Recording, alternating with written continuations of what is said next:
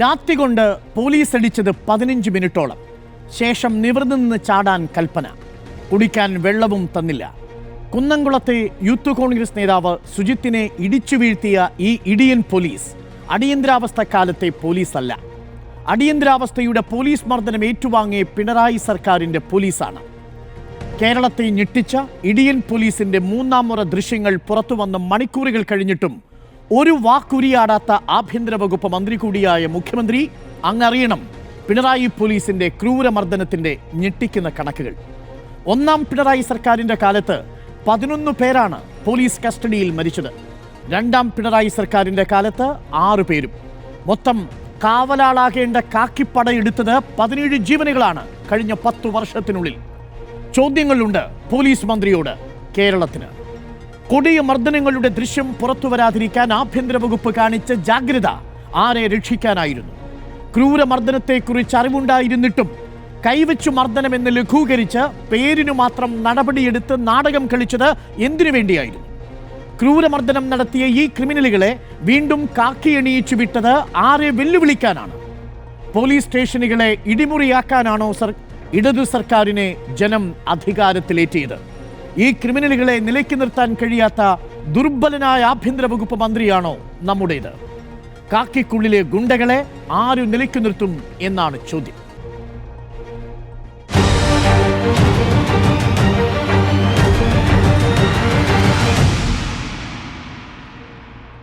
അതിഥികളായി നമുക്കൊപ്പം കുന്നംകുളത്ത് പോലീസിന്റെ മർദ്ദനത്തിനിരയായ സുജിത്ത് എന്ന യൂത്ത് കോൺഗ്രസ് പ്രവർത്തകൻ, റെജി ലൂക്കോസ് ഇടത് സഹയാത്രികൻ, രാഷ്ട്രീയ നിരീക്ഷകനായ നിസാം സെയ്ദ്, റിട്ടയർഡ് SP സുഭാഷ് ബാബു എന്നിവരാണ്. ആദ്യം സുജിത്തിലേക്ക്. സുജിത്ത്, ആദ്യം തന്നെ സുജിത്തിനും സുജിത്തിനോടൊപ്പം നിന്ന വർഗീസിയേട്ടനും ഒരിക്കൽ കൂടി ഞങ്ങളുടെ സ്നേഹവും അഭിവാദനവും അറിയിക്കുന്നു. കാരണം കേരളം ഞെട്ടിയ ഈ ദൃശ്യങ്ങൾ പുറത്തു വന്നത് നിങ്ങൾ നടത്തിയ നിയമ പോരാട്ടത്തിൻ്റെയും നിങ്ങൾ തുടർച്ചയായിട്ട് ആ നടപടിക്രമങ്ങൾ നടത്തിയതിൻ്റെയും ഫലമായിട്ടാണ്. സുജിത്ത്, വൈകിയെത്തിയ പ്രേക്ഷകർക്കും ഇതിൻ്റെ ഗൗരവം അറിയാതെ പോയ പ്രേക്ഷകർക്കുമായി ഒരിക്കൽ കൂടി ഒന്ന് പറയുമോ, അന്ന് 2023 എന്താണ് സംഭവിച്ചത്? സുജിത്തിൻ്റെ സുഹൃത്തുക്കൾ ഒരു ഉത്സവവുമായിട്ട് ബന്ധപ്പെട്ട ഒരു സ്ഥലത്ത് നിൽക്കുമ്പോൾ അവിടെ എത്തിയ പോലീസ് അവരുമായിട്ട് വാക്കുതർക്കത്തിൽ ഏർപ്പെടുന്നു. സുജിത്ത് അതറിഞ്ഞ് അവിടെ എത്തുന്നു. അതിനുശേഷം സംഭവിച്ചത് എന്താണ് സുജിത്ത്?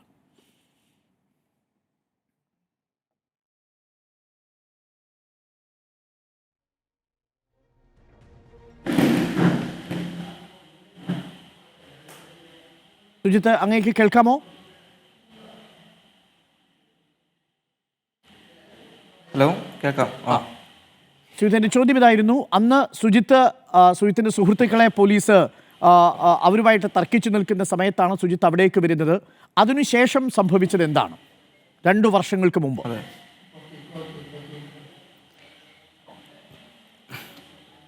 സംഭവിച്ചത്, അന്ന് ഞാനൊരു അമ്പലത്തിലെ മേൽശാന്തിയാണ്. അപ്പോൾ അന്ന് വൈകിട്ടുള്ള അന്നൊരു പ്രതിഷ്ഠാദിനം ഉണ്ടായിരുന്നു അമ്പലത്തിലെ. പ്രതിഷ്ഠാദിനം കഴിഞ്ഞിട്ട് ഞാനൊരു 10:30 കഴിയുമ്പോഴാണ് ഞാൻ വീട്ടിലേക്ക് വരണത്.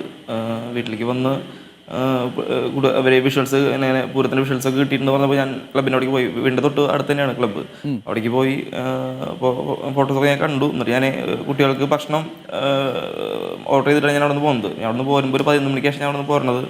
ഭക്ഷണം വരാനും കുറച്ച് ലൈറ്റ് ആയിട്ടുണ്ട്, ആ സമയമായി കാരണം. അപ്പോൾ അങ്ങനെ അവർ ഭക്ഷണം കഴിച്ച് ഇറങ്ങോട് കൂടിയിട്ടാണ് ഈ പോലീസ് അവിടെ വരണത്. അപ്പോൾ എന്താ വിട്ടിരിക്കുന്നത്, എന്താണെന്ന് കാര്യം ഒരു തെറി വിളിച്ചുകൊണ്ട് ഒരു മാറിപ്പോടാന്നൊക്കെ പറഞ്ഞിട്ടുള്ളൊരു സമീപനമാണ് കുട്ടികളുടെ അടുത്ത് ഉണ്ടായിട്ടുള്ളത്.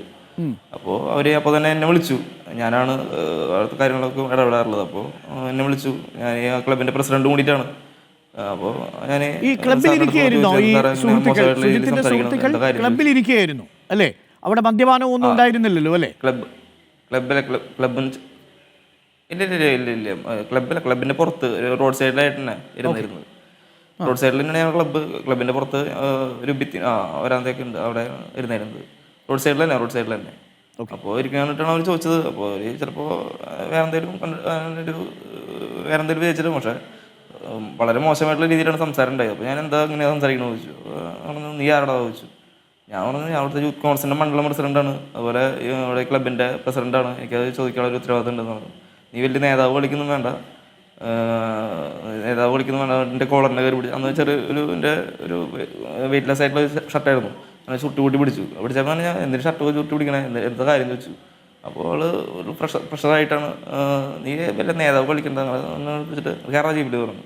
അപ്പോൾ ഞാൻ കയറേണ്ട കാര്യമില്ല, കയറേണ്ട കാര്യം സ്വാഭാവികമായിട്ട് ഞാൻ കയറേണ്ട കാര്യമില്ല, വളരെ നിസ്സായിട്ടുള്ള കാര്യം വലിയ രീതിയിൽ കരിക്കേണ്ട കാര്യമില്ലല്ലോ. ഞാൻ അങ്ങനെ പറഞ്ഞു. അപ്പോൾ നീ കയറണമെന്ന് പറഞ്ഞിട്ട് ഉന്തി തള്ളിയിട്ട് നേരെ പോലീസിനോട് ചോദ്യം ചോദിക്കും, നീ ആരാണ് ഇതാണെന്നൊക്കെ പറഞ്ഞിട്ട് തിരക്ക് വിളിച്ചുകൊണ്ട് തന്നെ ജീപ്പിൽ കയറ്റി. അപ്പോൾ ഡ്രൈവറും കൂടി വന്നിട്ട് ബലമായിട്ടാണ് കയറ്റും. സംബന്ധം ഞാൻ ശ്രമിച്ചങ്ങനെ പരമാവധി ഇങ്ങനെ വേണ്ട ഇതെന്നൊക്കെ പറയും കാര്യങ്ങളൊക്കെ ചെയ്തു. പക്ഷെ അവർ നല്ല ബലം പ്രയോഗിച്ചിട്ട് തന്നെ ജീപ്പിൽ കയറ്റിയിട്ട് സ്റ്റേഷനിലേക്ക് എത്തനായിട്ടും ഒരു 20 മീറ്റർ മുന്നേക്കായിട്ട് അവിടുത്തെ പോലീസ് GD ചാർജ് ഉണ്ടായിരുന്ന ശശിധരൻ സാറ് പുറത്തേക്ക് ഇറങ്ങി വന്നിട്ടുണ്ടായിരുന്നു. സ്റ്റേഷൻ്റെ പുറത്തേക്ക് വന്നിട്ട് എന്നോട് നീ ആണല്ലോ എന്ന് ചോദിച്ചു. എനിക്ക് ആളെ പരിചയമുണ്ട്, സ്റ്റേഷനിൽ കണ്ടിട്ടുള്ളത്. പിന്നെ ഒരുവിധം അവിടുത്തെ കുന്നോളം കുറേ കാലം പരിചയമുള്ള ആൾക്കാർക്ക് ഒരുവിധം നമ്മളെ അറിയാം. സമരങ്ങൾ എടുത്തിട്ടായാലും സ്ട്രൈക്കുകൾ എടുത്തിട്ടായാലും ബന്ധപ്പെട്ടിട്ടൊക്കെ ആയിട്ട് നമ്മൾ നിരന്തരമായിട്ട് കേസുകളൊക്കെ വരുന്നതാണ് ഓരോ സ്ട്രൈക്ക് എടുക്കുമ്പോഴും. അപ്പോൾ അതിൻ്റെ ഭാഗമായിട്ടൊക്കെ അറിയാം. പിന്നെ ഈ നുഹ്മാൻ സാറ്, അന്നത്തെ SI ഉണ്ടായിരുന്ന നുഹ്മാൻ സാറ് ബാക്ക് ഡോർ തുറന്നു കൊടുത്തിട്ടാണ് എന്നെ സംസാരിച്ചിരുന്നത്. അതിൻ്റെ ശശിധരൻ സാറ് പെരടിമിക്ക് അടിച്ചിട്ട് നീ കയറി വായും സ്റ്റേഷനിലേക്ക് കൊണ്ടുവന്നു. പോലീസ് സ്റ്റേഷനിലേക്ക് ജീപ്പ് എത്തുന്ന സമയത്ത് പുറത്തുണ്ടായിരുന്ന ശശിധരൻ പുറത്തു നിന്ന് അകത്തിരുന്ന സുജിത്തിനെ ആദ്യം അടിക്കുന്നു അല്ലേ? അതെ. ബാക്ക് ഡോർ തുറന്നു കൊടുത്തത് അന്നത്തെ ഈ SI ആണ് നുഹ്മാൻ സാറ്. എന്നിട്ട് അടിക്കുന്നു. എന്നിട്ട് നീ അതിക്ക് പോയോ തരണ്ടേന്ന് പറഞ്ഞു ശശിധരൻ. അതോടെ കുറേ കാലമായിട്ട് ഉള്ളൊരു ഉദ്യോഗസ്ഥരാണ് ശശിധരൻ എന്ന് പറഞ്ഞിട്ട്. കുന്നോളം ഒക്കെ ഒരുവിധം എല്ലാ കാര്യങ്ങളും അറിയാം. നമ്മൾ ഇതേ കാര്യം എൻക്വയറി റിപ്പോർട്ടിൽ ശരിവെച്ചിട്ടുണ്ട് എന്ന് പ്രേക്ഷകരെ ഓർമ്മിപ്പിക്കട്ടെ. സുജിത്ത് ഇതുവരെ പറഞ്ഞ കാര്യങ്ങളിൽ ഒന്നുപോലും കളവില്ല എന്ന് പ്രേക്ഷകരെ ഓർമ്മിപ്പിക്കട്ടെ. ഇത് ഞാൻ പറഞ്ഞതല്ല. Sethu KC assistant police commissioner, district crime records ബ്യൂറോയുടെ റിപ്പോർട്ടിൽ പറയുന്ന കാര്യങ്ങളാണ്. ഇപ്പോൾ പറഞ്ഞിരിക്കുന്ന കാര്യമനുസരിച്ച് ഈ ശശിധരൻ ഈ പരാതിക്കാരനെ ദേഹോപദ്രവം ഏൽപ്പിച്ചതാകാൻ സാധ്യതയുണ്ട് എന്ന് തന്നെയാണ്. അത് സംഭവിക്കാൻ സാധ്യതയുള്ളതിനാണ് ശശിധരൻ പോലീസ് സ്റ്റേഷൻ്റെ പുറത്തു വെച്ച് പരാതിക്കാരനെ ദേഹോപദ്രവം ഏൽപ്പിച്ചുവെന്ന കാര്യം സംഭവിക്കാൻ സാധ്യതയുള്ളതാണ് എന്ന് അന്വേഷണ റിപ്പോർട്ടിലുണ്ട്. ഇനി സുജിത്തിന് തുടരാം. സുജിത്ത്, അപ്പം ശശിധരൻ അടിച്ചു, അതിനുശേഷം സ്റ്റേഷനിലേക്ക് കൂട്ടിക്കൊണ്ടുപോകുന്നു അല്ലേ? അതെ. സ്റ്റേഷനിലേക്ക് കൂട്ടിക്കൊണ്ട് വരുമ്പോൾ സന്ദീപാണ് എന്നെ ആദ്യം, അതായത് അവിടുത്തെ എന്താ പറയുക കോൺസ്റ്റബിൾ ആയിട്ടുള്ള സന്ദീപിന് എന്നെ നല്ല രീതിയിലുള്ള പരിചയം വെച്ചാൽ സ്നേഹത്തിനുള്ള പരിചയമല്ല, നമ്മളൊരു രാഷ്ട്രീയപരമായിട്ട് ഞാൻ ഏതാണ്, എൻ്റെ വർഗീസ്, ഞങ്ങളൊരു ടീം വർക്ക് എന്താണ് വെച്ചാൽ അത്രയും നല്ല അറിയുന്ന അവരിനായിട്ടും നല്ല ഒരു കണക്ഷൻ ഒരു അറിവുള്ള ഒരു ആളായിരുന്നു സന്ദീപ് ഇപ്പോൾ നീയാണുണ്ടാന്ന് പറഞ്ഞിട്ടാണ് സ്റ്റേഷനിൽ കൂടെ ഇറങ്ങി വന്നിട്ട് എൻ്റെ കഴുത്തിന് പിടിച്ചിട്ട് നേരെ കൊണ്ടുപോകുന്നതും ആദ്യത്തെ അടി സന്ദീപ് അടിക്കുന്നു. ആ അടി എന്ന് പറഞ്ഞാൽ നല്ല പവർ അടിയായിരുന്നു. ആ അടിയിലാണ് ശരിക്കും ഇരുന്നു ഞാൻ. എൻ്റെ ആകെ ഒരു നമുക്ക് ആ ദൃശ്യങ്ങളൊന്ന് കാണാം. ആ ദൃശ്യങ്ങൾ കൂടി നമുക്ക് ഒരു സൈഡിൽ കൊടുക്കാവുന്നതാണ്. ഇപ്പോൾ സന്ദീപ് ഈ സുജിത്തിനെ മർദ്ദിക്കുന്ന ആ സ്റ്റേഷനുള്ളിൽ കൊണ്ടുവന്നതിന് ശേഷം ശശിധരൻ മർദ്ദിച്ചതിന് ശേഷം സന്ദീപ് മർദ്ദിക്കുന്ന ദൃശ്യങ്ങൾ കൂടിയുണ്ട്. അതുകൂടി പ്രേക്ഷകരൊന്ന് കാണണം. സുജിത്തെ തുടർന്നോളൂ. ഒരൊറ്റയടി കരടക്കുറ്റിക്ക് നോക്കി അടിക്കുന്നു അല്ലേ? അതെ. അടിച്ചു കഴിഞ്ഞിട്ട് നേരെ പിന്നെ ഉടുപ്പൊക്കെ മാറിയോ? ഒരു ബന്ധുവിലായിരുന്നു സജി. ഉടുപ്പ് എൻ്റെ ഷർട്ട് മുഴുവൻ വലിച്ചു കയറിയോണ്ടാണ് എന്നെ ജീപ്പിൽ കയറ്റുന്നത്. അത്രയും ബലം പ്രയോഗിച്ചിട്ടാണ് എന്നെ ജീപ്പിൽ കയറ്റുന്നത് തന്നെ.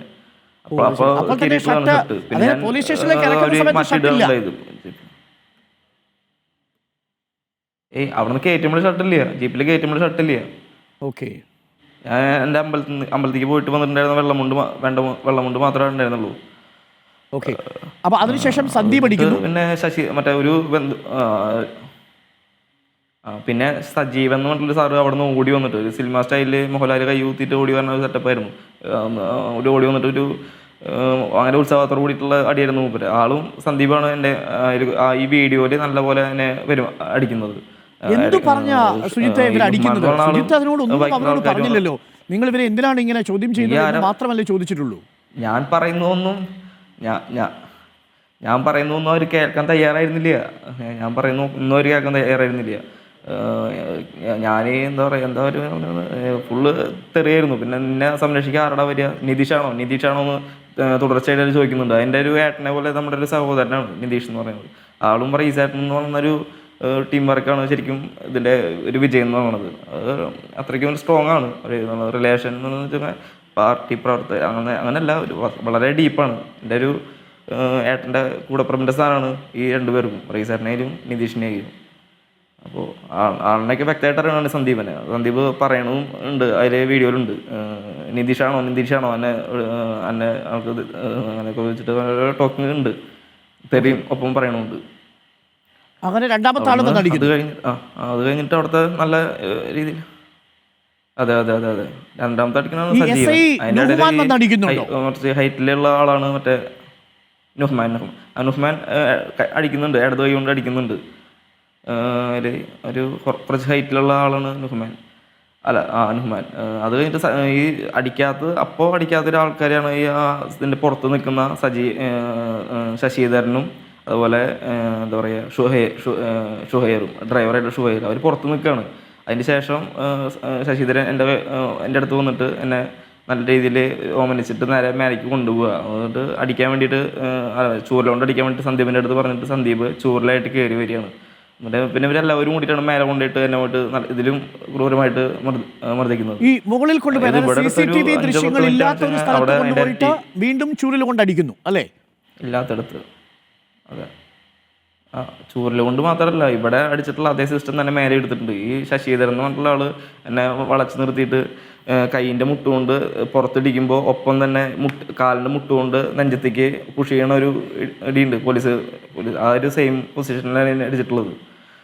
ഒരു നല്ല പെയിനായിരുന്നു ആ സമയത്തൊക്കെ. പിന്നെ അവിടെ നിലത്തിരുത്തിക്കൊണ്ട് ഈ ഷുഹൈറും അതുപോലെ ശശിധരനും മാറിയിട്ടായിരുന്നു കാലിൻ്റെ അടിക്ക് അടിച്ചുകൊണ്ടിരുന്നത്. ഭിത്തിയുടെ മേലെ ചാരി ഇരുന്നിട്ട് നേരെ ഇരിക്കാൻ പറഞ്ഞിട്ട് കാല് സ്റ്റഡിയിൽ വെച്ചിട്ട് നേരെ അവർ കസാര ഇട്ടിട്ട് ഇരുന്നിട്ട് ആണ് അടിച്ചിരുന്നത്. ഏകദേശം എത്ര സമയം നീണ്ടു നിന്നു? 15 അടി അടിക്കും. അത് കഴിഞ്ഞിട്ട് അവിടെ നിന്നു ഒരു 10 മിനിറ്റ് 15 മിനിറ്റിനടുത്ത്. അത് കഴിഞ്ഞ് വെള്ളം ചോദിച്ചില്ലേ സുജിത്ത്? വെള്ളം ചോദിച്ചിട്ട് വെള്ളം തരില്ല എന്നുള്ളൊരു ഇതായിരുന്നു. അല്ല, വെള്ളം എനിക്ക് തന്ന് ഫ്ലോറിൽ ഒഴിച്ചിട്ട് അവിടെ നിന്ന് ചാടാനാണ് പറഞ്ഞത് എൻ്റെ അടുത്ത്. അതായത് കാലിൻ്റെ അത് ഫൈനലി ലാസ്റ്റ്, അതായത് വെള്ളം ചോദിച്ചതിന് ശേഷം ഈ 15 അടി കഴിഞ്ഞ് ഈ ചാടാനും പറഞ്ഞ് അങ്ങനെ 3 സെറ്റ് കഴിഞ്ഞതിന് ശേഷമാണ് ഫ്ലോറിൽ വെള്ളം ഒഴിച്ചിട്ട് അവിടെ നിന്ന് ചാടാൻ പറഞ്ഞത്. ലാസ്റ്റത്തെ ചാട്ടം വെള്ളത്തിൽ നിന്നിട്ട് ഞാൻ ചാടിയിട്ടുള്ളത്. നല്ല എഫക്റ്റ് ആയിരുന്നു. ഈ അടി കിട്ടിക്കഴിഞ്ഞപ്പോൾ തന്നെ എന്തോ ഒരു കേട് സംഭവിച്ചു എന്ന് തോന്നിയില്ലേ? ഷെബിയുടെ ഡ്രം പൊട്ടിയിരുന്നു. എന്നിട്ട് 1.5% കേൾവി ശക്തി കുറവുണ്ടായിരുന്നു. ഇവിടെ കുന്നോളം മലങ്കര ഹോസ്പിറ്റലിൽ കാണിച്ചപ്പോൾ വൺ സർട്ടിഫിക്കറ്റിൽ ഡോക്ടർ തന്നിട്ടുണ്ടായിരുന്നു. അത് നമ്മൾ കോടതിയിൽ വിസ്തരിച്ചിട്ടുള്ളതാണ്. ഈ ഡോക്ടറേനെയും ഹോസ്പിറ്റലിലെ സൂപ്രണ്ടിനെയും ഈ മൊഴി അന്വേഷണ റിപ്പോർട്ട് തന്നിട്ടുള്ള സേതു സാറിന് കോടതിയിൽ വരാൻ 1 വർഷം കഴിഞ്ഞു. എന്നിട്ട് ദൃശ്യങ്ങൾ കോടതിയിൽ നമ്മൾ ചെയ്തിട്ടില്ല. അതിപ്പോൾ പാർട്ടി അത് വക്കീൽ ചെയ്യുന്നുണ്ടാവുമായിരിക്കും. ദൃശ്യങ്ങൾ എത്താൻ വേണ്ടിയിട്ട് തുടക്കം മുതലുള്ള ശ്രമമായിരുന്നു. ഈ ദൃശ്യങ്ങൾ കിട്ടില്ല എന്നുള്ളൊരു സംശയം ഉള്ളത് കൊണ്ടാണ് നമ്മൾ ഈ DGPക്ക് പരാതി കൊടുത്തിട്ട് അതിൻ്റെ ഭാഗമായിട്ട് അവിടെ അന്വേഷണത്തിൻ്റെ ഭാഗമായിട്ട് ഈ സേതു സാറിനെ ഏൽപ്പിക്കുന്നത്. സേതു സാറിന് വ്യക്തമായിട്ട് പറയുന്നത്, അതായത് CCTV വ്യക്തം. മലങ്കര ഹോസ്പിറ്റലിൽ 4 ദിവസം, പിന്നെ ഇവിടുന്ന് ഡിസ്ചാർജ് 6-ാം തീയതി വൈകിട്ടാണ് ചാവക്കാട് മജിസ്ട്രേറ്റിൻ്റെ അടുത്ത് പോയിട്ട് മജിസ്ട്രേറ്റിൻ്റെ അടുത്ത് നിന്ന് ചാവക്കാട് താലൂക്ക് ഹോസ്പിറ്റലിലേക്ക് പോകുന്നു. അടിക്കുന്ന സമയത്തും അവസാനം മർദ്ദനമേൽപ്പിച്ചതിനു ശേഷം എനിക്ക് തോന്നുന്നു ഈ പോലീസുകാരൻ്റെ ഔദ്യോഗിക കൃത്യനിർവഹണം തടസ്സപ്പെടുത്തി എന്ന ജാമ്യമില്ലാ കുറ്റം കൂടി തലയിൽ വെച്ച് വരാൻ ശ്രമിച്ചു എന്നാണ് മനസ്സിലാക്കുന്നത്. ഇവരെ എന്തെങ്കിലും ഭീഷണിപ്പെടുത്തുകയോ മറ്റോ ചെയ്തിരുന്നോ ഭീഷണി ഉണ്ടായിരുന്നത്? അത് ഞാൻ സെല്ലിൽ കടന്ന സമയത്ത് ഭീഷണി ഉണ്ടായിരുന്നത് ഷക്കീർ അഹമ്മദ് എന്ന് പറഞ്ഞിട്ടൊരു ASI ഉണ്ടായിരുന്നു. എനിക്ക് ഇന്നലെ ഞാൻ വാർത്തകളിൽ കൊടുക്കുമ്പോഴേക്കുള്ള പേര് വ്യക്തമായിട്ടുണ്ടായിരുന്നില്ല, ചോദിച്ച് മനസ്സിലാക്കിയതാണ്. അപ്പോൾ ആളായിരുന്നു എന്നെ ഞാൻ ചെയ്തു പോരുന്ന ശാന്തിപ്പണി നീ ചെയ്തു പോരില്ല, നിനക്ക് സമൂഹത്തിൽ യാതൊരു വിധ വിലയും ഞങ്ങൾ നിനക്ക് ഉണ്ടാക്കിപ്പിക്കില്ല, അതുപോലെ നീ പണിയെടുത്ത് ജീവിക്കില്ല, അതിന് മാത്രം നിന്നെ തല്ലിയിട്ടുണ്ടെന്ന് ഞങ്ങൾക്കറിയാം. അത് ഇനിയും ഒരു കേസ് കിട്ടുമ്പോൾ തന്നെ ഞങ്ങൾ ശരിപ്പെടുത്തി തരുന്നുണ്ട്. പിന്നെ എന്താ കാപ്പടിച്ച് നിന്നെ പുറത്തേക്ക് നാട് കടത്തും. അങ്ങനെ തുടരുന്ന കുറേ കാര്യങ്ങൾ പറഞ്ഞ ഷക്കീർ അഹമ്മദായി നല്ല ദേഷ്യം എനിക്ക് ഇത് അത് വളരെ മോശമായിട്ടുള്ള രീതിയിലാണ്. വെറുതെ കാര്യം അറിയാണ്ട് വെറുതെ ഇങ്ങനെ മനസ്സിലാത്ത കാര്യങ്ങളൊക്കെ. അതൊരു മോശം വ്യക്തിയാണ് ആള്. ഈ സംഭവം നടന്നു കഴിഞ്ഞ ശേഷം സുജിത്ത് അനുഭവിച്ച മാനസിക വിഷമം അതിനെ എങ്ങനെയാണ് സുജിത്ത് മറികടന്നത്? കാരണം ശാരീരിക അസ്വസ്ഥതകൾ 4-5 ദിവസം ആശുപത്രി ശേഷം അല്പം കുറഞ്ഞിട്ടുണ്ടാവും. പക്ഷേ സുജിത്ത് ഒരു അമ്പലത്തിലെ ശാന്തിക്കാരനായിരുന്നു. സുജിത്തിനെ സ്നേഹിക്കുന്ന ഒരുപാട് മനുഷ്യർ അവിടെയുണ്ട്. സുജിത്ത് ഇങ്ങനൊന്നും ചെയ്യില്ലെന്ന് അറിയുന്നവരുണ്ട്. ഇത് സുജിത്തിൻ്റെ ആദ്യത്തെ അനുഭവമല്ലേ സ്റ്റേഷനിൽ വെച്ച് ഇങ്ങനെ മർദ്ദനമേൽക്കുന്നത്? സ്റ്റേഷനിൽ വെച്ചിട്ട് മർദ്ദനം ഉണ്ടാകുന്ന ആദ്യമായിട്ടുള്ള അനുഭവമാണ്. പക്ഷെ ഞാൻ ഈ രാഷ്ട്രീയപരമായിട്ട് അടി ലാത്തി ചാർജൊക്കെ കിട്ടാറുണ്ട്. എല്ലാവർക്കും അറിയാം. പൊതുപ്രവർത്തനാണ്, പരിപാടികൾക്ക് അല്ല അങ്ങനത്തെ ഒരു മേഖല ഉള്ളത് കാരണം എന്നെ ആരും മോശമായിട്ട് ഞാനൊരു മദ്യപിക്കുന്ന ഒരാളാണെന്നോ അല്ലെങ്കിൽ ഈ അസഭ്യം പറഞ്ഞ് മറ്റുള്ള ആൾക്കാരെ വെറുതെ വിഷയം ഉണ്ടാക്കുന്ന ഒരാളാണെന്നിട്ട് എന്നെ ചിത്രീകരിക്കാൻ പറ്റില്ല. ആര് പറഞ്ഞാലും വിശ്വസിക്കുന്ന ആൾക്കാർ ആ പൂർണ്ണ വിശ്വാസം എനിക്കുണ്ട്. എനിക്ക് ഇപ്പോൾ എൻ്റെ അമ്പലം ഇപ്പോൾ ഒരു 3 അമ്പലത്തിൽ ശാന്തി ചെയ്തിട്ടുള്ള ആളാണ്. ഇതും വർഷങ്ങളായിട്ട് വെറുതെ മാറിയെന്ന് പോലില്ല. ഒരു 17 വർഷമായിട്ട് ഞാൻ ഈ ഫീൽഡിലുള്ള ആളാണ്. ഒരു 13 വർഷം, ഒരു 3 വർഷം 3 വർഷമൊക്കെ ആയിട്ട് ഓരോ അമ്പലത്തിൽ നിന്നിട്ടുള്ള ആളാണ്. ഈ എല്ലായിടത്തും എനിക്ക് നല്ല സപ്പോർട്ടാണ്. ഇപ്പോൾ ഈ പൊതുപ്രവർത്തന രംഗത്തായാലും എനിക്ക് നല്ല രീതിയിലുള്ളൊരു സപ്പോർട്ടും കാര്യങ്ങളൊക്കെ ഉണ്ട്. വീട്ടിലായാലും നാട്ടിലായാലും നമ്മുടെ ക്ലബ്ബ് വരാനായിട്ടും എല്ലാ കാര്യങ്ങളും നമുക്കൊരു നല്ലൊരു ഇമേജ് ഉണ്ട്. ആരെന്ത് പറഞ്ഞാലും അതിനെ കോട്ടം തെറ്റില്ല എന്നുള്ളൊരു വിശ്വാസം എനിക്കുണ്ട്. സംഭവത്തിന് ശേഷം അതാ ഞാൻ പറയുന്നത്, എനിക്ക് ആര് തന്നെ എന്ത് തന്നെ പറഞ്ഞാലും എന്നെ സ്നേഹിക്കുന്ന ആരും വിശ്വസിക്കാൻ തയ്യാറാവില്ല എന്നുള്ളൊരു വിശ്വാസം എനിക്കുണ്ട്. അതാണ് എനിക്ക് വിശ്വാസമുള്ളത്. സുജിത്ത് തുടരണം. സുജിത്തിന് ഇത് സെറ്റിൽ ചെയ്യാൻ വേണ്ടി ചില ആളുകൾ സമീപിച്ചു എന്നാണ് ഞാൻ മനസ്സിലാക്കുന്നത്. അതിനുശേഷം നമുക്കത് 2ാം ഘട്ടത്തിൽ ഞാൻ സുജിത്തിനോട് ചോദിക്കാം. നമുക്കിതിൻ്റെ പ്രതികരണം മറ്റതിഥികളിൽ നിന്ന് എടുത്തതിന് ശേഷം തിരിച്ചു വരാം. സുജിത്ത് നേരിട്ടത് ഈ ജനാധിപത്യ സമൂഹത്തിൽ ഒരിക്കലും ഒരു പോലീസിൽ നിന്ന് നേരിടാൻ പാടില്ലാത്ത വേദനകളാണ്. അതിന് കേരളം പൂർണ്ണമായും സുജിത്തിനോട് ക്ഷമ പറയേണ്ടതുണ്ട്. കേരളത്തിലെ ആഭ്യന്തര വകുപ്പ് മന്ത്രിയായ മുഖ്യമന്ത്രി ഇത് കേൾക്കണം. സുജിത്ത് ഇപ്പോൾ നമ്മളോട് പറഞ്ഞത് മുഴുവൻ കേൾക്കണം. ഈ പറഞ്ഞ പോലീസ് ഉദ്യോഗസ്ഥർക്ക് ഒരു നിമിഷം പോലും സർവീസിൽ തുടരാൻ യോഗ്യതയില്ലാത്തത് എന്തുകൊണ്ട് എന്നതിൻ്റെ നേർസാക്ഷ്യമാണ് സുജിത്ത് ഇപ്പോൾ പങ്കുവച്ചിരിക്കുന്നത്. സുജിത്ത് ഒരു സജീവ യൂത്ത് കോൺഗ്രസ് പ്രവർത്തകനാണ്. വളരെ ആക്റ്റീവായി സാമൂഹിക രാഷ്ട്രീയ വിഷയങ്ങളിൽ ഇടപെടുന്ന ആളാണ്. ഒരു അമ്പലത്തിലെ ശാന്തിക്കാരനാണ്. ഇന്നേ വരെ ഒരു ക്രിമിനലായിട്ടുള്ള ആക്ടിവിറ്റിയും സുജിത്തിൻ്റെ പേരിലില്ല. യൂത്ത് കോൺഗ്രസ് പ്രവർത്തകനാണ് എന്നതുകൊണ്ട് പോലീസ് സ്റ്റേഷനിൽ കയറ്റി ഇടിച്ചങ്ങ് മർദ്ദിച്ചു കളയാമെന്ന മനോഭാവം ഏത് പോലീസിനുണ്ടെങ്കിലും ആ പോലീസിനെ നിലയ്ക്ക് നിർത്തണം സർ എന്ന് മാത്രമേ നമുക്ക് പറയാനുള്ളൂ. കാക്കയ്ക്കുള്ളിലെ ഗുണ്ടകളെ നിലയ്ക്ക് നിർത്താൻ ഇവിടെ ആരുമില്ലേ എന്നാണ് ചോദ്യം. കുന്നംകുളത്ത് പോലീസിന്റെ മർദ്ദനത്തിനിരയായ സുജിത്ത് എന്ന യൂത്ത് കോൺഗ്രസ് പ്രവർത്തകൻ, റെജി ലൂക്കോസ് ഇടത് സഹയാത്രികൻ, നിസാം സെയ്ദ് രാഷ്ട്രീയ നിരീക്ഷകൻ, സുഭാഷ് ബാബു റിട്ടയർഡ് SP എന്നിവരാണ് നമ്മുടെ അതിഥികൾ. റെജി ലൂക്കോസ്, ഈ ആഭ്യന്തര വകുപ്പ് എത്ര ദയനീയമായി പരാജയപ്പെട്ടിരിക്കുന്നു എന്നൊരിക്കൽ കൂടി തെളിയിക്കുന്നതാണോ ഈ സംഭവം? ആഭ്യന്തര വകുപ്പ് മന്ത്രിക്ക് ഈ പോലീസുകാരുടെ മേൽ ഒരു നിയന്ത്രണവുമില്ലേ? ഈ ചെറുപ്പക്കാരനെ ക്രൂരമായി മർദ്ദിച്ച ഈ പോലീസുകാർ ഇപ്പോഴും കാക്കയിട്ട് നമ്മുടെ സർവീസിൽ തുടരുന്നത് ഈ പിണറായി സർക്കാരിനു തന്നെ അപമാനമല്ലേ? റെജി ലൂക്കോസ്. ഡോക്ടർ അരുൺകുമാർ, രാജ്യത്തിന് തന്നെ മാതൃകയായ നമ്മുടെ കേരള പോലീസിന് ഈ പോലീസ് ഉദ്യോഗസ്ഥർ അപമാനമായി മാറിയിരിക്കുന്നു. അതിന് യാതൊരു തർക്കവുമില്ല. മനസാക്ഷി മരവിക്കാത്തവർ ഉൾപ്പെടെ മനസാക്ഷി അല്പമെങ്കിലുള്ള ഒരു മനുഷ്യനും ആ ചെറുപ്പക്കാരനോട് ഈ പോലീസുകാരെ ചെയ്ത കൊടും ക്രൂര മർദ്ദനങ്ങൾ കണ്ടിരിക്കാൻ പറ്റത്തില്ല.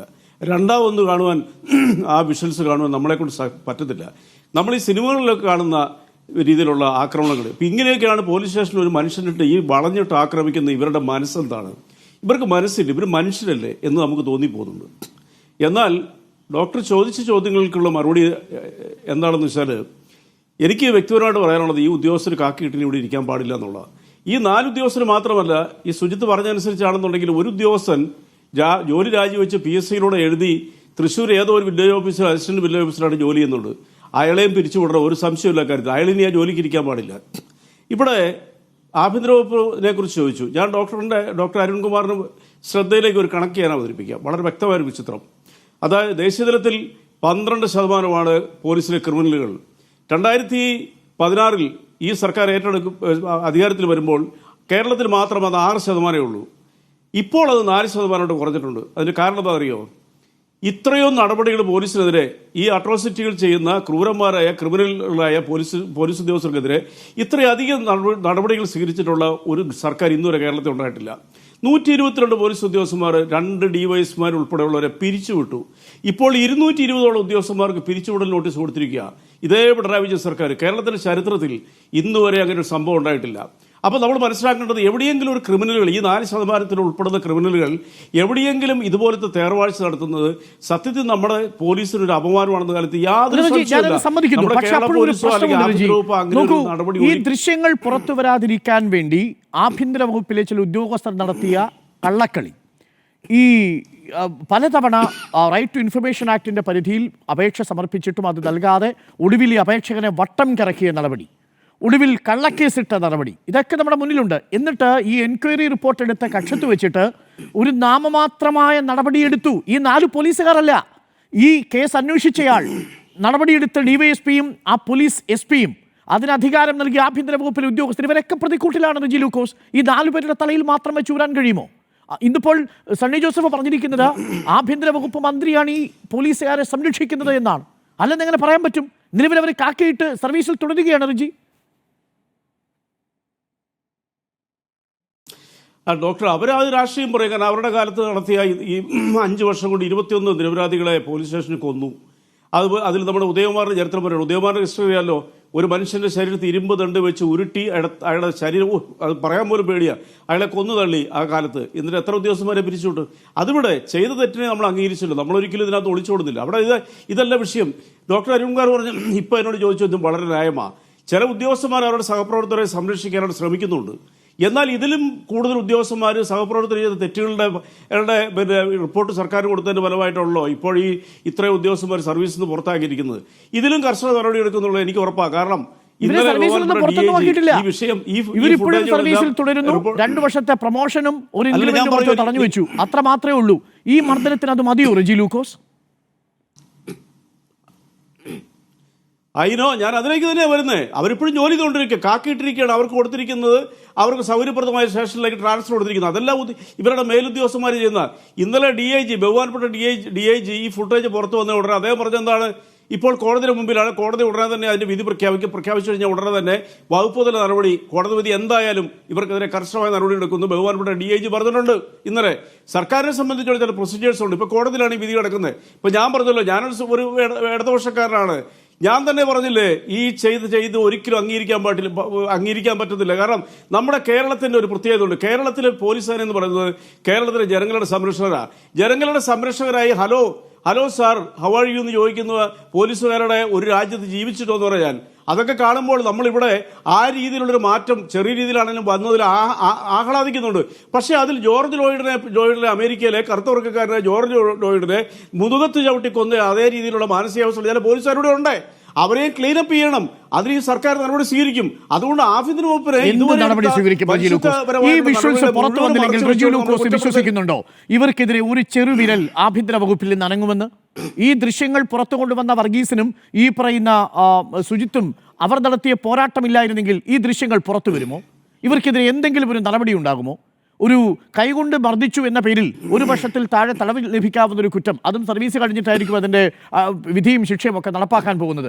എത്രമേൽ അപ്പീൽ പോകും? ഒടുവിൽ പല അപ്പീലുകളിലും പോയി തെളിവുകൾ മാഞ്ഞു പോകും. അതല്ലേ സംഭവിക്കുക റെജി?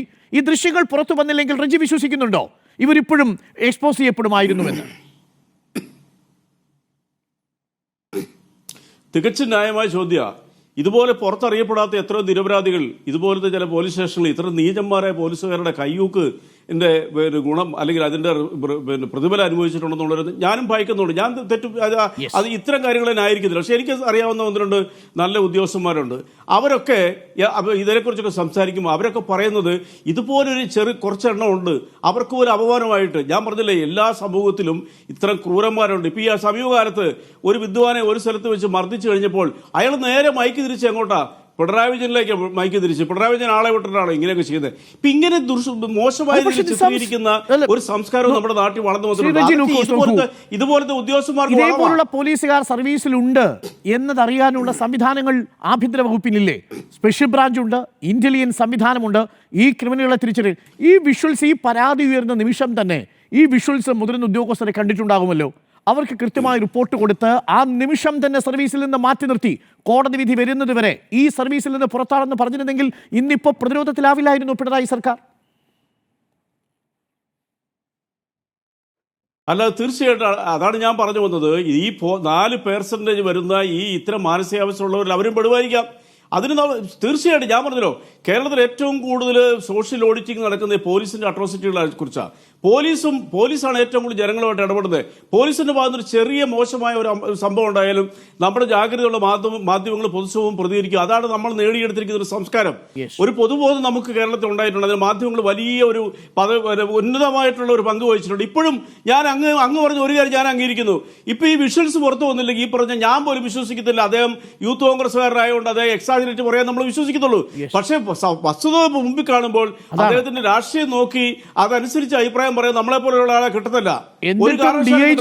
അത് ഡോക്ടർ അരുണിനെ പോലുള്ള ചോദ്യങ്ങൾ ചോദിച്ചുകൊണ്ടിരിക്കണം. ഞാൻ തഴുകുന്നത് കണ്ടില്ലേ ശ്രീ റജി? അതായത് അന്ന് നടപടി എടുത്തിരുന്നുവല്ലോ, അന്ന് ഇവർക്ക് എതിരെ നടപടികൾ ഉണ്ടായിരുന്നു, കോടതിയിൽ നടക്കുകയാണ് എന്ന് ലഘൂകരിക്കുകയാണ്. അതിനുവേണ്ടിയാണ് ആ ഉദ്യോഗസ്ഥനെ അവിടെ നിർത്തിയിരിക്കുന്നത്. ഇവർ പ്രവർത്തിക്കുന്നത് ഇവിടുത്തെ ജനങ്ങൾക്ക് വേണ്ടിയല്ലേ? ഈ സഹപ്രവർത്തകരെ സംരക്ഷിക്കാനുള്ള വർഗബോധമല്ലല്ലോ ആ സമയത്ത് ഉണരേണ്ടത്. അല്ല, അത് ശരിയല്ല. കാരണം അദ്ദേഹം പറഞ്ഞല്ലോ, അദ്ദേഹം ആ ചാർജ് എടുക്കുന്നതിന് മുമ്പാണ് ഈ എൻക്വയറിയും ഈ 2023 ഈ പറയുന്ന അട്രോസിറ്റികളെല്ലാം അരങ്ങേറിയത്. അദ്ദേഹം പറഞ്ഞത് അന്ന് നടപടി എടുത്തു എന്ന്. ആ നടപടി ചെറുതാണെങ്കിൽ പോലും അദ്ദേഹത്തിന് അത് പറയാതിരിക്കാൻ പറ്റുന്നില്ല. പക്ഷെ അദ്ദേഹം കൂട്ടിച്ചേർത്തൊരു കാര്യമുണ്ട്, അത് സർക്കാരിന്റെ അഭിപ്രായം തന്നെയെന്ന് പൂർണ്ണമായിട്ട് ഞാൻ വിശ്വസിക്കുന്നതാണ്. കാരണം എന്താ അറിയോ, അദ്ദേഹം പറഞ്ഞതുകൊണ്ടാ കോടതി വിധി ഉടനെ വരും, ആ വിധി എന്തായാലും കർശനമായ നടപടി. ഇപ്പോൾ ചേർത്തിരിക്കുന്ന വകുപ്പുകൾ പ്രകാരം വളരെ ദുർബലമായ വകുപ്പുകളാണ്, ദുർബലമായ വകുപ്പുകളാണ്. അതാണ് ഇവിടുത്തെ പ്രശ്നം. ആ ദുർബലമായ വകുപ്പിൽ ഇവർക്ക് എന്ത് ശിക്ഷയാണ് കിട്ടാൻ പോകുന്നത്? നിസാം സെയ്ദ്, ഇത് നേരത്തെ റജീർ പറഞ്ഞതുപോലെ UDF സർക്കാരിന്റെ കാലത്ത് 21 പേർ കസ്റ്റഡി മരണത്തിൽ കൊല്ലപ്പെട്ടിട്ടുണ്ട്, മർദ്ദനത്തിൽ കൊല്ലപ്പെട്ടിട്ടുണ്ട് എന്നതുകൊണ്ട് ഒരു കാരണവശാലും ന്യായീകരിക്കാൻ പറ്റുന്നതല്ല. മാത്രമല്ല, നമ്മുടെ പോലീസ് സേന ഓഡിറ്റിന് വിധേയമാകുന്ന സമയത്ത് ഇത്തരം ക്രിമിനലുകൾ ഇനിയുമുണ്ട് നമ്മുടെ സ്റ്റേഷനുകളിൽ എന്നതല്ലേ ഇതെല്ലാം ബോധ്യപ്പെടുത്തുന്നത്. സർക്കാരിന് ഇതിൽ നിന്ന് കൈകഴുകാൻ കഴിയുമോ? നിസാം സെയ്ദ്. അരുൺ, ഞാൻ കേരളത്തിലെ ഒരു ആഭ്യന്തരമന്ത്രിയുടെ പ്രസ് സെക്രട്ടറിയായി ജോലി ചെയ്തിട്ടുള്ള ആളാണ്. ആഭ്യന്തരമന്ത്രിയുടെ ഓഫീസ് എങ്ങനെ പ്രവർത്തിക്കുന്നു എന്നതിനെക്കുറിച്ച് ഏകദേശം ഒരു ധാരണയുള്ള ആളാണ്. ആദ്യമായി ഞാൻ പറഞ്ഞോട്ടെ, റെജി ലൂക്കോസ് പറഞ്ഞ കണക്ക് പച്ചക്കള്ളമാണ്. കേരളത്തിലെ UDF സർക്കാരിന്റെ കീഴിൽ 21 പേർ കൊല്ലപ്പെട്ടിട്ടുണ്ട് എന്നുള്ളത് അടിസ്ഥാനരഹിതമായ പച്ചക്കള്ളമാണ്. അതിന് യാതൊരു വിധമായ അടിസ്ഥാനവുമില്ല. ഞാൻ ആഭ്യന്തരമന്ത്രിയുടെ ഓഫീസിൽ വർക്ക് ചെയ്യുമ്പോൾ ആ 2 കൊല്ലത്തിനിടയിൽ ഒരൊറ്റ ലോക്കപ്പ് മരണമോ ഒരൊറ്റ വെടിവെപ്പോ കേരളത്തിൽ ഉണ്ടായിട്ടില്ല. അങ്ങനെ ഒരു ആഭ്യന്തരമന്ത്രിയുടെ ഓഫീസിൽ ജോലി ചെയ്തിട്ടുള്ള ആളാണ് ഞാൻ. ആ ആഭ്യന്തരമന്ത്രിയുടെ ഓഫീസിൽ നമുക്കറിയാം, കേരളത്തിൽ എന്ത് പോലീസ് അട്രോസിറ്റി ഉണ്ടായാലും, പോലീസിന്റെ ഭാഗത്തുനിന്ന് എന്ത് നിയമവിരുദ്ധ പ്രവർത്തനം ഉണ്ടായാലും ആഭ്യന്തരമന്ത്രിയുടെ ഓഫീസിൽ ഇന്റലിജൻസ് റിപ്പോർട്ട് വരും. ആ ഇന്റലിജൻസ് റിപ്പോർട്ട് അതിന്റെ ഗൗരവം അനുസരിച്ച് ആഭ്യന്തരമന്ത്രി കാണും. ആഭ്യന്തരമന്ത്രി കണ്ട് അതിന്റെ പേരിൽ നടപടി എടുക്കേണ്ടതാണെങ്കിൽ നടപടിയെടുക്കും. ആഭ്യന്തരമന്ത്രി കണ്ടിട്ടില്ല എന്നാണ് പറയുന്നതെങ്കിൽ, ആഭ്യന്തരമന്ത്രിയെ അത് കാണിച്ചിട്ടില്ല എന്നാണ് പറയുന്നതെങ്കിൽ, അത് ആഭ്യന്തരമന്ത്രിയുടെ കഴിവുകേട്, കേരളത്തിലെ ആഭ്യന്തര വകുപ്പ് കൈയാളാൻ അദ്ദേഹത്തിന് കഴിവില്ല എന്നുള്ളത് മാത്രമാണ് അതിൽ നിന്ന് വ്യക്തമാകുന്നത്. ഇവിടെ സംഭവിക്കുന്നത് എന്താണ്? ഇവിടെ തീർത്തും നിയമവിരുദ്ധമായി പോലീസ് പ്രവർത്തിക്കുന്നു. അരുൺ പറഞ്ഞു 17 പേർ ഈ പിണറായി ആഭ്യന്തരമന്ത്രിയായതിനു ശേഷം കേരളത്തിൽ കൊല്ലപ്പെട്ടിട്ടുണ്ട് എന്നുള്ളത്. പോലീസ് അട്രോസിറ്റീസിന് പേരിൽ, പോലീസിന്റെ അതിക്രമങ്ങളുടെ പേരിൽ ഏറ്റുമുട്ടൽ കൊലപാതകങ്ങളായും ലോക്കപ്പ് മരണങ്ങളായും 17 പേർ കൊല്ലപ്പെട്ടിട്ടുണ്ട് എന്നുള്ളത്. അടിയന്തരാവസ്ഥ കാലത്ത് ഇത്രയധികം ആളുകൾ കേരളത്തിൽ കൊല്ലപ്പെട്ടിട്ടില്ല. അടിയന്തരാവസ്ഥ കാലത്തേക്കാൾ ക്രൂരമായാണ് ആളുകൾ കേരളത്തിലെ പോലീസ് അതിക്രമങ്ങളിൽ ഈ കഴിഞ്ഞ 9 വർഷക്കാലമായി നേരിട്ടുള്ളത്, കൊല ചെയ്യപ്പെടാതെ തന്നെ വളരെ ഭീകരമായ മർദ്ദനങ്ങൾ ഈ പോലീസുകാർ നടത്തും നമുക്കറിയാം. ഇപ്പോൾ തന്നെ ഇതിന്റെ വിഷ്വൽസ് നമ്മൾക്കിപ്പോഴാണ് ദൃശ്യമായെന്നുള്ളതേ ഉള്ളൂ. പോലീസിലെ മുഴുവൻ ആളുകൾക്കും ഈ വിഷ്വൽസ് നേരത്തെ തന്നെ ദൃശ്യമായിരുന്നു. എന്നിട്ട് എന്തെങ്കിലും ഒരു നടപടി ഉണ്ടായോ? ഈ കുറ്റക്കാരായ കുറ്റക്കാരാണ് പോലീസുകാരെന്നുള്ളതിന് ഇനി പുതിയ തെളിവൊന്നും വേണ്ടല്ലോ, എല്ലാവർക്കും ബോധ്യമായ കാര്യമല്ലേ. ഈ പോലീസുകാരെ ക്രമസമാധാന ചുമതലയിൽ നിന്നൊന്ന് മാറ്റി നിർത്തിയോ? ഇവരെ വീണ്ടും ക്രമസമാധാന ചുമതലയുള്ള പോലീസുകാരെ തുടരുകയായിരുന്നില്ലേ? ഇവരെ എല്ലാ സ്ഥലത്തും സംരക്ഷിക്കാനുള്ള നീക്കങ്ങളല്ലേ നടന്നിട്ടുള്ളത്? ഇത് ഈ ഒരു ഒറ്റപ്പെട്ട സംഭവമല്ല. നമ്മൾ കണ്ടതാണ് നവകേരള യാത്ര എന്ന വഴിയിൽ മുഖ്യമന്ത്രിയുടെ ആർഭാട യാത്ര വഴിയിൽ പോലീസ് മുഖ്യമന്ത്രിയെ കരിങ്കൊടി കാണിച്ച യൂത്ത് കോൺഗ്രസ് പ്രവർത്തകരെ പോലീസുകാർ എങ്ങനെയാണ് കൈകാര്യം ചെയ്തത്? മുഖ്യമന്ത്രിയുടെ ഗൺമാൻ ഒരിക്കലും 5 മീറ്ററിനുള്ളിൽ മുഖ്യമന്ത്രി നിൽക്കുന്ന ഒരു പരിസരത്ത് നിന്ന് മാറി നിൽക്കാൻ പാടില്ലാത്തയാളാണ്. അദ്ദേഹം ഇരുമ്പ് കമ്പി കൊണ്ട് പ്രതിഷേധക്കാരെ കൊല്ലുന്നത് നമ്മൾ കണ്ടു. കേരളത്തിലെ പോലീസിന് ഒരിക്കലും ഇരുമ്പ് കമ്പി ഉപയോഗിക്കാനുള്ള അധികാരമില്ല. ഒന്നുകിൽ പോലീസിന് നൽകിയിട്ടുള്ള ബാറ്റൺ ഉപയോഗിക്കണം, അല്ലെങ്കിൽ ലാത്തി ഉപയോഗിക്കണം. ഇത് രണ്ടുമല്ലാതെ മുഖ്യമന്ത്രിയുടെ മുമ്പിൽ വെച്ച് മുഖ്യമന്ത്രിയുടെ ഗവൺമെന്റ് ഇരുമ്പ് കമ്പി കൊണ്ട് യൂത്ത് കോൺഗ്രസ് പ്രവർത്തകരെ മർദ്ദിക്കുന്നുണ്ടോ? എന്തെങ്കിലും നടപടിയെടുത്തോ? ഈ റെജി ലൂക്കോസും കണ്ടതല്ലേ ഈ ദൃശ്യങ്ങള്? എന്ത് നടപടിയെടുത്തോ? മുഖ്യമന്ത്രി എന്താ പറഞ്ഞത്? മുഖ്യമന്ത്രി പറഞ്ഞത് അത് ജീവൻ രക്ഷാ പ്രവർത്തനമായിരുന്നു എന്നാണ് പറഞ്ഞത്. കേരളത്തിലെ പോലീസിൽ സംഭവിക്കുന്നത് 3 കാര്യങ്ങളാണ്. ഒന്ന്, സമ്പൂർണമായും നിയമവിരുദ്ധമായ കാര്യങ്ങൾ കേരളത്തിലെ പോലീസിൽ നടക്കുന്നു.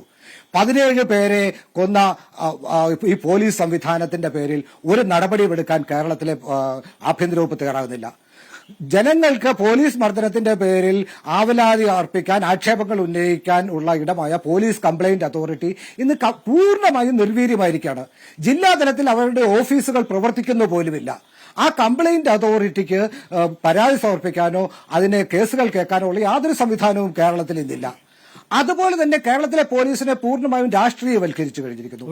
രാഷ്ട്രീയ പ്രവർത്തകരുടെ കൊടിയുടെ നിറം നോക്കിയാണ് ഇന്ന് പോലീസ് പ്രവർത്തിക്കുന്നത്. മൂന്നാമതായി, പോലീസിനെ വ്യക്തിപരമായ താൽപര്യങ്ങൾക്ക് വേണ്ടി ഇന്ന് ഉപയോഗിക്കുന്നു. മുഖ്യമന്ത്രിയുടെ പേരിൽ ഒരു ആരോപണമുണ്ടായപ്പോൾ കേരളത്തിലെ ഒരു ADGP വളരെ സംശയാസ്പദമായ പശ്ചാത്തലമുള്ള ഒരാളെ സന്ധി സംഭാഷണങ്ങൾക്കായി പറഞ്ഞയക്കുന്ന നമ്മൾ കണ്ടു. ആ പോലീസ് ഉദ്യോഗസ്ഥൻ പൂരം കലക്കാൻ നടത്തിയ ശ്രമങ്ങൾ ആർക്കു വേണ്ടിയായിരുന്നു, അതിന്റെ ഗുണം അനുഭവിച്ചത് ആർക്കു വേണ്ടിയായിരുന്നു നമുക്കറിയാം. അങ്ങനെ പോലീസിനെ ക്രിമിനൽ വൽക്കരിച്ചിരിക്കുന്നു. പോലീസിനെ വ്യക്തിപരമായ താല്പര്യങ്ങൾക്ക് വേണ്ടി ഉപയോഗിക്കുന്നു. ഇതിന്റെ ഒക്കെ ഫലമായി സംഭവിക്കുന്നത് പോലീസ് പൂർണ്ണമായും സാധാരണ ആളുകൾക്ക് സംരക്ഷണം കൊടുക്കാൻ നിർവീര്യരായി മാറിയിരിക്കുകയാണ്.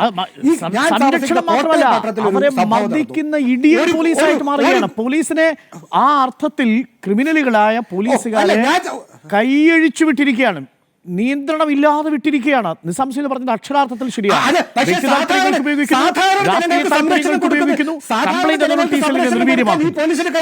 യെസ്, അതാണ് ഞാൻ നിസ്സംശയം അങ്ങയിലേക്ക് തിരിച്ചു വരാം. സുഭാഷ് ബാബു നമുക്കൊപ്പം ചേരുന്നുണ്ട്. സുരേഷ് ബാബു നമുക്കൊപ്പം ചേരുന്നുണ്ട്, റിട്ടയർഡ് SP. സുഭാഷ് ബാബു, അങ്ങ് ഈ ദൃശ്യങ്ങൾ കണ്ടപ്പോൾ ഒരു മുതിർന്ന ഉദ്യോഗസ്ഥൻ എന്ന നിലയിൽ, ഒരു റിട്ടയർഡ് SP എന്ന നിലയിൽ അങ്ങേക്ക് തോന്നിയത് എന്താണ്? ഈ ഉദ്യോഗസ്ഥനെ പിന്നീട് ക്രമസമാധാനത്തിന്റെ ചുമതല ഏൽപ്പിക്കുന്നത് ശരിയായിരുന്നോ? അവരിപ്പോഴും സർവീസിൽ തുടരുന്നു എന്നുള്ളത് അത്ഭുതമാണോ സുഭാഷ് ബാബു? അല്ല, ഒരു അച്ചടക്ക സേനയിൽ ഇതേമാതിരിയുള്ള ക്രമരഹിതവും നിയമവിരുദ്ധമായ പ്രവർത്തനം ചെയ്യുന്ന ആളുകളെ അതാത് സമയത്ത് യുക്തമായും ന്യായവുമായ നടപടി സ്വീകരിച്ചില്ലെങ്കിൽ, അതെ, അങ്ങോട്ട് കേൾക്കുന്നില്ല, ശബ്ദം അങ്ങോട്ട് കേൾക്കുന്നില്ല എന്ന് തോന്നുന്നു. ഞാൻ കേട്ടു, അങ്ങോട്ട് കേൾക്കുന്നില്ല. കേൾക്കാം ശ്രീ സുഭാഷ് ബാബു, കേൾക്കാം. ഇപ്പോൾ ഹലോ. ഇപ്പം ഓക്കെ.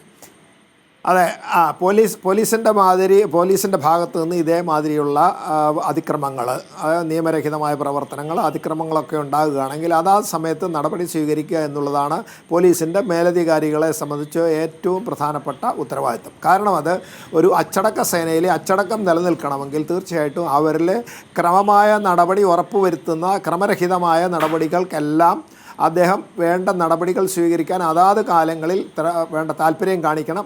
അതിനകത്ത് ശുഷ്കാന്തിയേക്കാൾ കൂടുതൽ കർശനമായിരിക്കണം എന്നുള്ളതാണ്. അല്ലെങ്കിൽ സേന കൈവിട്ടുപോകും, ഇതേമാതിരിയുള്ള അക്രമ പ്രവർത്തനങ്ങൾ ആവർത്തിച്ചുകൊണ്ടിരിക്കും. ഇപ്പോൾ ഇവിടെ എന്താ വെച്ചാൽ ആ സമയത്ത് തന്നെ ഇവരെ വളരെ ഗൗരവതരമായി നടപടിയെടുക്കുക. ഒരു ക്രൈം കേസ് എടുക്കാമായിരുന്നു.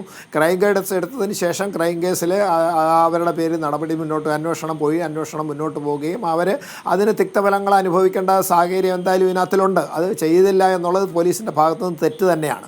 അപ്പോൾ ഇവിടെ പ്രധാനപ്പെട്ട കാര്യം എന്താണെന്ന് പറഞ്ഞു കഴിഞ്ഞാൽ, ഇവരുടെ പേരിൽ നടപടിയെടുത്തു എന്ന് പറയുന്നത് എന്താണ്? അച്ചടക്ക നടപടി ഏറ്റവും അവസാനത്തെ കാര്യമാണ്. അതായത് ഏതെങ്കിലും ഒരു കാര്യം ബോധപൂർവം ആയിട്ട് ഒരു വീഴ്ച വരുത്തുമ്പോഴാണ്, ഒരു വീഴ്ചയുടെ ഭാഗത്തിലാണ് അച്ചടക്ക നടപടി സാധാരണ ഉണ്ടാകുന്നത്. Action unbecoming to a police officer, അല്ലെങ്കിൽ അദ്ദേഹത്തിൻ്റെ സ്വഭാവം സാധാരണ രീതിയിൽ വരുമ്പോൾ ജനങ്ങൾക്കും അതേപോലെ തന്നെ പോലീസ് സേനയ്ക്കും അവമതിപ്പുണ്ടാക്കുന്ന കാര്യങ്ങൾ, സാമൂഹ്യമായ വിമർശനം വിളിച്ചു വരുത്തി എന്ന് പറയുന്ന ചെറിയ ചെറിയ കാര്യങ്ങൾക്ക് വേണ്ടിയിട്ടാണ് ഇതേമാതിരിയുള്ള ചെറിയ ശിക്ഷകൾ, അച്ചടക്ക നടപടിയിലുള്ള ചെറിയ ശിക്ഷകൾ കൊടുക്കുന്നത്. ഇതേമാതിരി മർദ്ദനം എന്നൊക്കെ പറയുന്ന പോലീസിൻ്റെ പരമകാഷ്ഠയിലുള്ള അതിക്രമങ്ങളാണ്. അങ്ങനെയുള്ള അതിക്രമങ്ങൾ ഇത് കഴിഞ്ഞാൽ പിന്നുണ്ടാകുന്നത് എന്താണ്? കൊലപാതകം മാത്രമേ ഉള്ളൂ, വേറൊന്നുമില്ല. അപ്പോൾ അതുകൊണ്ട് ഇതെത്തുന്ന അവസരത്തിൽ അതിനെ ഗൗരവതരമായിട്ട് മാത്രം കൈകാര്യം ചെയ്യേണ്ടതിന് വീഴ്ച സംഭവിക്കുക എന്നുള്ളതാണ് ഏറ്റവും പ്രധാനപ്പെട്ട ഘടകം. പിന്നെ അദ്ദേഹത്തിൻ്റെ ഭാഗത്ത് തെറ്റുവല്ലതും ഉണ്ടെന്ന് ചോദിച്ചാൽ എൻ്റെ അഭിപ്രായത്തിൽ തെറ്റൊന്നുമില്ല. കാരണം ഇത് 2011 പോലീസ് ആക്ട് വരുന്നതിന് മുമ്പ് ഒരുപാട് പോലീസ് അട്രോസിറ്റീസ് ഉണ്ടായിരുന്നു. അതൊക്കെ മറികടക്കാൻ വേണ്ടിയിട്ട് ആവശ്യമായ കുറേ അധികം പുതിയ പ്രൊവിഷനുകൾ ഈ പോലീസ് ആക്ടിൽ ഉൾപ്പെടുത്തിയിട്ടുണ്ട്. ആ ഉൾപ്പെടുത്തിയ ഭാഗമായിട്ട് ഒരുപാട് അധികാരങ്ങൾ, അതുപോലെ തന്നെ ഒരുപാട് പരിമിതികൾ അധികാരങ്ങൾ പൊതുജനത്തിനും പരിമിതികൾ പോലീസ് ഉദ്യോഗസ്ഥന്മാരും ചുമത്തിയിട്ടുള്ള ഒരു പോലീസ് ആക്ടാണത്. ഇപ്പോൾ ഇവിടെ ഒരു സാധാരണ പ്രവർത്തകൻ ആരായാലും ശരി, ഒരു സാധാരണക്കാരനെ സംബന്ധിച്ചിടത്തോളം അദ്ദേഹത്തിന് ഏതെങ്കിലും രീതിയിലുള്ള പ്രശ്നം, അതായത് ശാരീരികമായിട്ടും മറ്റും അദ്ദേഹത്തിൻ്റെ അഭിമാനത്തിന് ക്ഷതമുണ്ടാകുന്ന, അവമതിപ്പുണ്ടാക്കുന്ന രീതിയിൽ പ്രവർത്തി വരുവാണെങ്കിൽ അദ്ദേഹത്തിനോ അദ്ദേഹത്തിൽ താല്പര്യമുള്ള ഏതൊരു വ്യക്തിക്കും ഈ കാര്യങ്ങൾ ആ പോലീസ് ഉദ്യോഗസ്ഥനോട് ചോദിക്കാം എന്ന് 32-ാം പോലീസ് വകുപ്പിൽ വളരെ കൃത്യമായിട്ട് പറയുന്നുണ്ട്. അങ്ങനെ ചോദിച്ചാൽ ഈ പോലീസ് ഉദ്യോഗസ്ഥന് അതിന് വിശദീകരണം നൽകിയിരിക്കണം എന്ന് പറയുന്നു. ഇവിടെ സുജിത്ത് ചെയ്തിരിക്കുന്നത് അദ്ദേഹത്തിന് 32-ാമത്തെ വകുപ്പ് പ്രകാരം ചെയ്യാൻ സാധിക്കുന്ന ഒരു നടപടിയാണ്. അപ്പോൾ അദ്ദേഹം ഒരു തെറ്റ് ചെയ്തു എന്നുള്ള രീതിയിൽ പോലീസ് നടപടിയെടുക്കാൻ പാടില്ലായിരുന്നു. ആ തെറ്റ് ചെയ്തു എന്നുള്ള ആ ഭാഗത്തിലേക്ക് തന്നെ വരുന്ന അവസരത്തിൽ ഇവരുടെ അതിക്രമമാണ്, അതിൻ്റെ അൺലോഫുൾ കസ്റ്റഡിയാവും. IPC സുഭാഷ് ബാബു വളരെ കൃത്യമായിട്ട് അത് പറഞ്ഞു. അവിടം മുതൽ തുടങ്ങണം. അൺലോഫുൾ കസ്റ്റഡി മുതൽ കസ്റ്റഡിയിൽ ടോർച്ചർ തുടങ്ങി ഒരു കാരണവശാലും ഈ സർവീസിൽ തുടരാൻ അർഹതയില്ലാത്ത വിധമുള്ള കുറ്റകൃത്യങ്ങളാണ് ഈ 4 പോലീസ് ഉദ്യോഗസ്ഥരും സുജിത്തിനുമേൽ ചെയ്തത്. കാക്കിയിട്ട ഗുണ്ടകളെ നിലയ്ക്ക് നിർത്താൻ ആളില്ലേ എന്നാണ് ചോദ്യം. സുജിത്ത്, കുന്നംകുളത്ത് പോലീസിന്റെ മർദ്ദനത്തിനിടെ യൂത്ത് കോൺഗ്രസ് പ്രവർത്തകൻ റെജി ലൂക്കോസ്, ഇടത് സഹയാത്രികൻ രാഷ്ട്രീയ നിരീക്ഷകൻ നിസാം സെയ്ദ്, റിട്ടയർഡ് SP സുഭാഷ് ബാബു എന്നിവരാണ് നമുക്കൊപ്പം ചർച്ചയിൽ. ഞാൻ ഒരിക്കൽ കൂടി സുജിത്തിലേക്ക് വന്നാൽ, സുജിത്ത്, ഈ പരാതി വന്നതിനു ശേഷം കുടുങ്ങുമെന്നുറപ്പായപ്പോൾ സെറ്റിൽ ചെയ്യാൻ ചില ആളുകൾ സമീപിച്ചു എന്ന് ഇന്ന് ഞങ്ങളുടെ പ്രതിനിധി ജെയ്സണോട് സുജിത്ത് പറഞ്ഞു. ആരാണ് വന്നത്? എത്ര ലക്ഷം രൂപയാണ് വാഗ്ദാനം ചെയ്തത്? എന്താണ് അവർ പറഞ്ഞത്? സുജിത്ത്, അവിടെ മുൻപും അതുപോലെ ലോക്കപ്പ് മർദ്ദനത്തിന് ഇരയായിട്ടുള്ള ഒരു പൊതുപ്രവർത്തകൻ ഉണ്ടായിരുന്നു. ആളുടെ കേസും ഇതേപോലെ അന്നത്തെ CA ആയിരുന്നുള്ള ആളായിരുന്നു സെറ്റിൽ ചെയ്തിട്ടുള്ളത്. അപ്പോൾ അതിൻ്റെ അടിസ്ഥാനത്തിലാണ് നമ്മളടുത്ത് അതേപോലെ നടക്കുമോ അല്ലെങ്കിൽ ഒരു അവർക്ക് കൊടുത്ത എമൗണ്ടിൻ്റെ ഇരട്ടിയോ അല്ലെങ്കിൽ നമ്മൾ പറയുന്ന ഡിമാൻഡ് എത്രയാണെന്ന് വെച്ചാൽ അതോ തരാൻ തയ്യാറാണ്. അപ്പോൾ അത് ഇപ്പോൾ അടുത്തല്ല, അത് സ്റ്റാർട്ടിങ് കേസൊക്കെ നല്ല ടൈറ്റായി എന്നുള്ളത് കണ്ടപ്പോൾ തന്നെ നമ്മളടുത്ത് സമീപിച്ചിട്ടുണ്ട്. അങ്ങനെ സെറ്റിൽമെൻറ്റ് സംസാരം ആളും പിന്നെ ആളുടെ മേലുള്ള ഉദ്യോഗസ്ഥരും ആയിട്ടുള്ള ആൾക്കാർ, ഒരുപാട് ആൾക്കാർ നമ്മുടെ അടുത്ത് സംസാരിച്ചിട്ടുണ്ട്. അപ്പോൾ 20 ലക്ഷം രൂപ വരെ. ഇന്ത്യൻ പോലീസുകാർ ആരെങ്കിലും സുജിത്തിനെ നേരിട്ട് കാണുകയോ വിളിക്കുകയോ സംസാരിക്കുകയോ ഒക്കെ ചെയ്തിരുന്നോ? ഇല്ല, അവരാരുമല്ല. ഉന്നതരായിട്ടുള്ള പോലീസ് ഉദ്യോഗസ്ഥരാണ് റീസേറ്റ മുഖാന്തരം വിളിച്ചിട്ടുള്ളത്. റീസേറ്റനോടാണ് ചോദിച്ചിട്ടുണ്ടായിരുന്നത്. പിന്നെ അപ്പോൾ റീസെറ്റാൻ പറഞ്ഞിട്ടുള്ളത് ഇത് നോ കോംപ്രമൈസ്, അതായത് ഒത്തുതീർപ്പിന് യാതൊരുവിധ സാഹചര്യത്തിൽ കാണുന്നില്ല, ഞങ്ങൾ ഒത്തുതീർപ്പാവും ചെയ്യില്ല. തല്ലിയിട്ടുണ്ടെങ്കിൽ അതിനനുസരിച്ചിട്ടുള്ള നിയമപരമായിട്ടുള്ള ഞങ്ങൾ പോരാടി അത് അവർക്ക് തക്കതായിട്ടുള്ള ശിക്ഷ കൊടുക്കും അങ്ങനെയുള്ളൊരു തീരുമാനമാണ് റീസെറ്റ് എടുത്തിട്ടുള്ളത്. അത് അപ്പോഴും ഇപ്പോഴും അങ്ങനെ തന്നെയാണ്. ഇപ്പോൾ ഒന്നുകൂടി ഊർജ്ജം ഒന്നുകൂടി കൂടി, പാർട്ടി എല്ലാവരും കൂടുതൽ ശക്തിയായി, ചെറിയ ശക്തി ആയാലും നമ്മൾ പോരാടി നേടുന്നുള്ളൊരു. അതെ, ഇതിനു മുൻപ് ഇപ്പോൾ 2023 നടന്ന സംഭവമാണ്. പലരും ചോദിക്കുന്നത് 2 വർഷം കൊണ്ട് നിങ്ങളിത് വലിയ രീതിയിൽ പ്രതിഷേധത്തിലേക്ക് പോകാഞ്ഞത് എന്തുകൊണ്ട് എന്നൊരു ചോദ്യം കൂടി ചില ആളുകൾ ചോദിക്കുന്നുണ്ട്. സുജിത്ത്, ഇവിടെ രാഹുൽ മാങ്കൂട്ടത്തിൽ വന്നിട്ട് ഇവിടെ അസംബ്ലി പ്രസിഡന്റ് AM നിതീഷ് ചേട്ടൻ, എൻ്റെ ചേട്ടൻ പ്രസിഡൻ്റായിരിക്കുന്ന സമയത്ത് ഇവിടെ പ്രതിഷേധം കാര്യങ്ങളൊക്കെ നടന്നിട്ടുള്ളതാണ്. അവിടെ ഒരു പരിപാടിക്ക് വന്നിട്ട് രാഹുൽ മാങ്കൂട്ടത്തിലെ ഉദ്ഘാടനത്തിന് വന്നിട്ട് പോലീസുകാരനെ ചൂണ്ട് കാണിച്ചു, അല്ല പോലീസുകാരെ, അത് ഉസ്മാൻ ആ സമയത്തില്ല, പോലീസുകാരെ ചൂണ്ട് കാണിച്ചുകൊണ്ട് നല്ല രീതിയിലുള്ള ഒരു ബൈറ്റൊക്കെ നടത്തിയിട്ടുള്ളതാണ് അവിടെ കുന്നോളത്ത് വന്നിട്ട്. പിന്നെ ഷാഫി പറമ്പിൽ വിളിച്ചിട്ടുണ്ടായിരുന്നു, ആൾക്ക് വരാൻ പറ്റാത്തൊരു സാഹചര്യം ആയിരുന്നില്ല അപ്പോൾ ഹോസ്പിറ്റലിലുള്ള സമയത്ത്. അതുപോലെ അങ്ങനെ നിരന്തരമായിട്ട് അനിലക്കര പിന്നെ കൂടെ എപ്പോഴും ഒരു പറീസാറിനെ പോലെ അത്രയൊരു നമ്മളൊരു ലീഡർഷിപ്പ് കൊടുക്കുന്ന ഒരു വ്യക്തിയാണ്. അപ്പോൾ അനിലക്കര ഉൾപ്പെടെ എല്ലാവരും നമ്മുടെ ഒരു മൊമെൻറ്റിൽ ഉണ്ടാവാറുണ്ട് എല്ലാ സാഹചര്യത്തിനും. അപ്പോഴും ഉണ്ട്, ഇപ്പോഴും ഉണ്ട്, എപ്പോഴും ഉണ്ട് എന്ന് പറയുന്ന പോലുള്ള ആളാണ് അനിലക്കര. ഓക്കെ അപ്പോൾ എല്ലാവരും സുജിത്തിന്റെ ഒരു സപ്പോർട്ടാണ്. ഇപ്പോൾ ഒന്നുകൂടി ഇപ്പൊ മർദ്ദനമേറ്റത് സുജിത്തിനാണ്. സുജിത്തിന്റെ ആഗ്രഹം എന്താണ്? ഈ 4 പോലീസുകാരെയും സർവീസിൽ നിന്ന് പിരിച്ചുവിടണം എന്ന് തന്നെയാണോ സുജിത്തിന്റെ അഭിപ്രായം? തീർച്ചയായും അത് അവരിനി തീർച്ചയായിട്ടും അത് സർവീസിൽ തന്നെയാണ് ഉണ്ടാവാൻ പാടില്ല. എൻ്റെ നാല് കാക്കി പേരും എറിഞ്ഞ് സർവീസിൽ ഉണ്ടാവാൻ പാടില്ല. ഗുണ്ടകളാണ്. ഗുണ്ടകളെയാണ് പോലീസ് സേനയിൽ നിർത്തേണ്ടത് വെച്ചെങ്കിൽ ഓക്കെ. പക്ഷെ അവര് ഒരിക്കലും ഒരു സമൂഹത്തിൽ ഇടപെടാൻ ഒരു അർഹരായിട്ടുള്ള ആൾക്കാരല്ല. ആ ജോലിയിൽ നിന്ന് അവരെ പിരിച്ചുവിടണം തന്നെയാണ് എൻ്റെ ആവശ്യം. അതിന് വേണ്ടിയിട്ടുള്ള 100% നമ്മളതിന് വേണ്ടിയിട്ട് നമ്മൾ പോരാടും എന്നുള്ളത് തന്നെയാണ് എൻ്റെ അഭിപ്രായം. തീർച്ചയായിട്ടും സുജിത്തിന് സംഭവിച്ച മാനഹാനി, സുജിത്തിന് സംഭവിച്ച ശരീരത്തിൽ സംഭവിച്ച മർദ്ദനത്തിൻ്റെ പാടുകൾ ഇപ്പോഴും സുജിത്തിന് അതിൻ്റെ ഭാഗമായിട്ട് കേൾവിക്ക് അല്പം കുറവുണ്ടെന്നാണ് ഞാൻ മനസ്സിലാക്കുന്നത്, അല്ലേ? ഫുൾ വോളിയത്തിൽ വെച്ചാൽ മാത്രമാണ് കറക്റ്റായിട്ട് ഒരു വ്യക്തത ഉണ്ടാവുള്ളൂ. സൗണ്ട് കുറവില്ല വെച്ചാൽ ഒരു ചെറിയ വ്യക്തത കുറവുണ്ട്. അവരെ മനസ്സിലായി. കൂട്ടമായിട്ട് നമ്മൾ സംസാരിക്കുന്ന സമയത്ത് നമ്മുടെ അടുത്ത് എന്തെങ്കിലും കാര്യം പറഞ്ഞാൽ ചെറിയൊരു വ്യക്തത കുറവ്. Right. Thank you Sujith, thank you Nizam Sai, thank you Riji Lukose, thank you C Subhash Babu ചർച്ചയിൽ ചേർന്നതിന്.